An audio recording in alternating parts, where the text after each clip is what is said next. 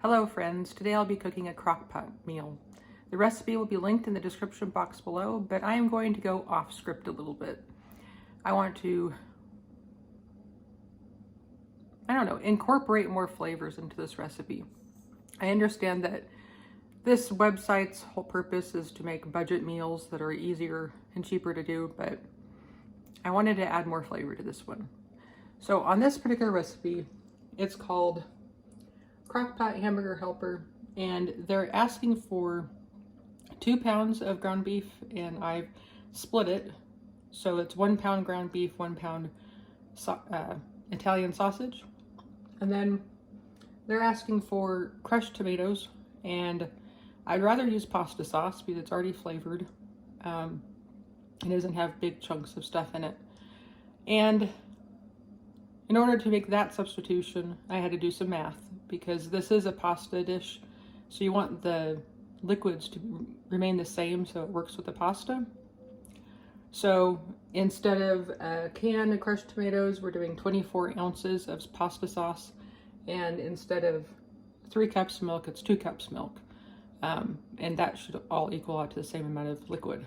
The other variation or other change I'm making is going to be changing the pasta from regular pasta to gluten-free pasta. And on a previous video, I had questions about the pasta I like to use. And this is the brand I prefer.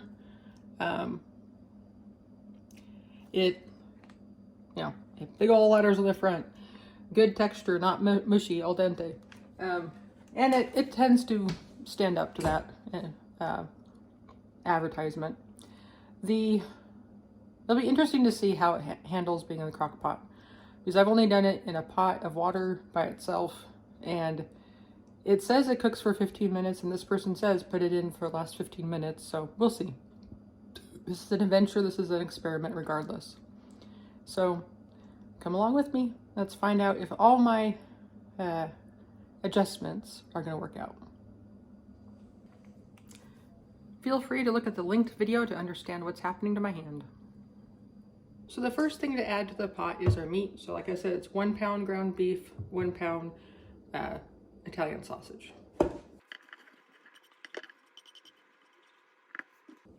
And the rest of the recipe is basically add everything else in except for the cheese and the noodles. So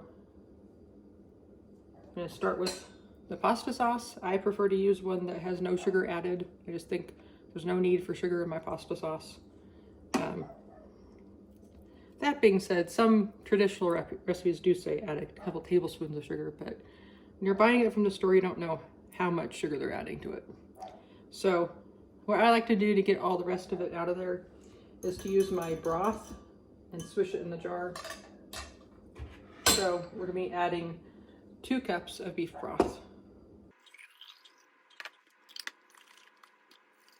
I have a nice clean jar. Just wondering if I should save this for a grease jar. Maybe, I'll think about it. They also want us to add a half an onion sliced and one red bell pepper minced. What I did was put my half an onion in here as well as my red pepper, and then I had a little bit of mushrooms that need to be used up, and so I put it all in here and blended it up. So there's no big chunks of veggies. And for the red pepper, I actually pulled it out of my freezer because a lot of times if I have produce that is starting to go off in my refrigerator, I'll chop it up and put it and label it in a little baggie and put it in the freezer. And so that came to serve me well today in making this recipe. So all my veggies are gonna go in. Yeah, if I had like 2 ounces of sliced mushrooms that are left over from another recipe that just need to be used up. So that works well in a pasta sauce. Then they say 1 teaspoon of garlic, minced garlic. I just put 2 little pucks in here, so it's actually probably more like 2 teaspoons. But we like the flavor of garlic. And then for seasoning, it's gonna be 1 teaspoon pepper, 1 teaspoon salt, and 1 teaspoon of Italian seasoning.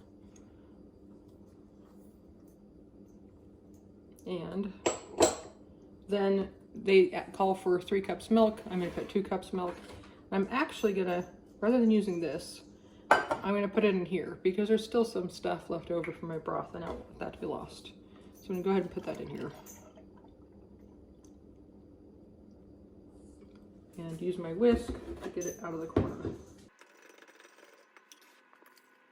It was funny, I remember eating a lot of Hamburger Helper growing up, and I actually went to the store to get the noodles and everything, and I stopped in the aisle and I was reading the ingredients on Hamburger Helpers. I was like, what flavorings is in here? You know, how can I replicate it? And they're very cryptic about what their flavorings are. You know, it'll say onions and then other natural flavorings, and they won't actually list it all out. So I have no idea. A lot of the things they were listing there were like things I wouldn't put in my food.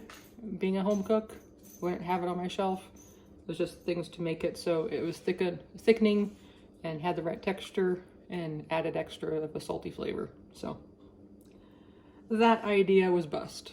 But okay, so we have everything in here, and in reality, everything in here is already cooked, other than like the veggies are raw. So it probably doesn't even need the 6 to 8 hours on low or 3 to 4 hours on high that they're calling for. But just like with every other time you cook, the more you cook it together, the more the flavors will develop and come together as a whole.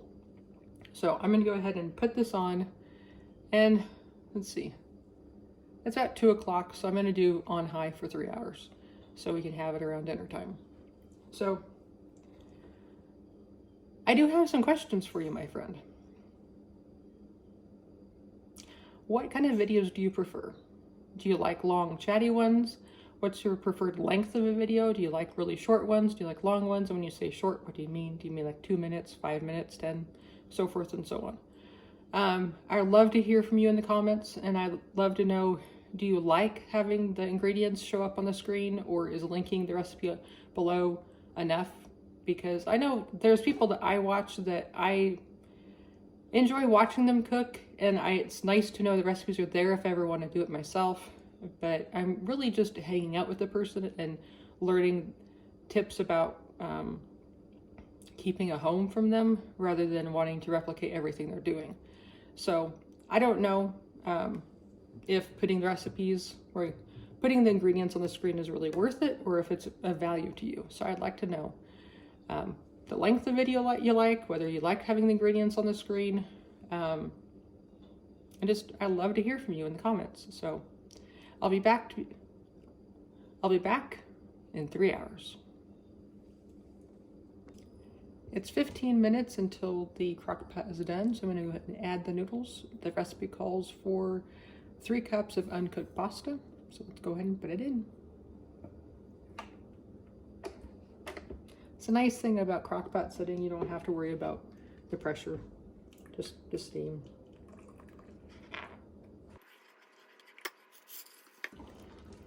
And the recipe's right, it does look very liquidy, but we'll see how it looks after the noodles have cooked. So I'm gonna go ahead and put the top back on.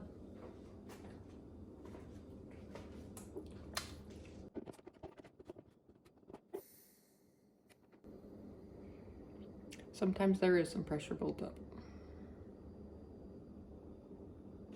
Go down.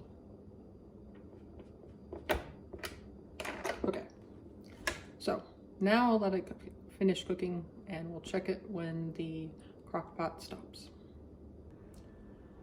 So it looks like it's been more than 15 minutes, so let's take a look and see if the pasta's cooked.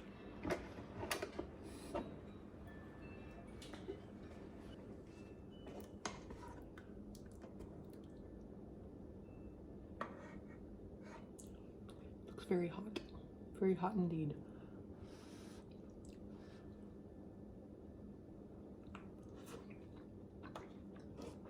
Wow. For gluten-free pasta, that's pretty amazing. Okay, so the last step is to stir in 3 cups of shredded cheese. And I have on the bottom some sharp cheese I needed to use up, and the rest is just Fiesta blend. And I'm hoping it's not like the other soup where I put cheese into it and then it is stuck to our spoons the whole time. I'm hoping it's gonna be better than that. So let's see.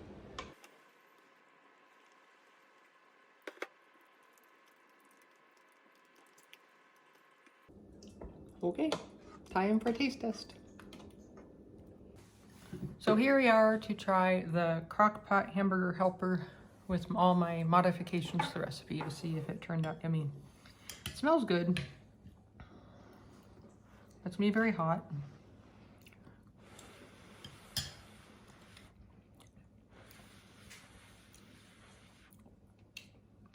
It's a good flavor. Is it a little spice? Mm. That's really flavorful. It's the Italian sausage. Oh, the Italian sausage. I always love Italian sausage. Because instead of full only beef, I did half Italian sausage. And instead of just plain tomatoes, I put in pasta sauce. Cool. And tastes really good. And instead of a bowl here waiting on you. And instead of regular pasta, this is gluten-free pasta. Can you tell? No. That's high praise. So yes, the cheese is sticking to the spoons a little bit. So if you have a solution for that, please let me know. My only thought is I need to make it into an actual cheese sauce rather than just stirring in cheese. So. But it tastes really good. It has really good flavor. So thank you for joining me today in the kitchen, and I will link below the recipe with notes on how I changed it. We'll keep your bowl warm. Have a good day, and in the meantime, we are a new channel, so feel free to like and subscribe. Thanks. Bye.